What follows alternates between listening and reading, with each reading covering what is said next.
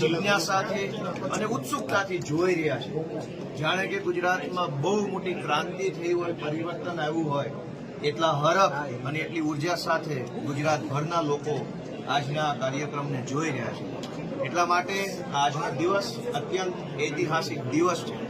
આ ઐતિહાસિક દિવસ નિમિત્તે હું સૌપ્રથમ ભારતના બંધારણના મહાન રચયિતા ડોક્ટર બાબા સાહેબ આંબેડકરને યાદ કરું છું કે એક તરફ વિશાળ સત્તા મને અને વિસાવદરના ખેડૂતોને હરાવવા માટે કામે લાગી દીધી, પરંતુ સંવિધાનની તાકાત, સંવિધાને આપેલા મત આપવાના અધિકારની તાકાતથી મારા જેવો સાધારણ પરિવારમાંથી આવતો ગામડાનો એક જુવાનીઓ, એક ખેડૂત પુત્ર આજે ચૂંટણી જીત્યો છે. એ તાકાત સંવિધાનની છે, બાબા સાહેબ આંબેડકરે આપેલા બંધારણ અને લોકતંત્રની તાકાત છે. હું વિસાવદર, ભેસાણ અને જૂનાગઢ ગ્રામ્ય મત વિસ્તારના ધારાસભ્ય તરીકે આજે શપથ લીધા છે ત્યારે ગુજરાત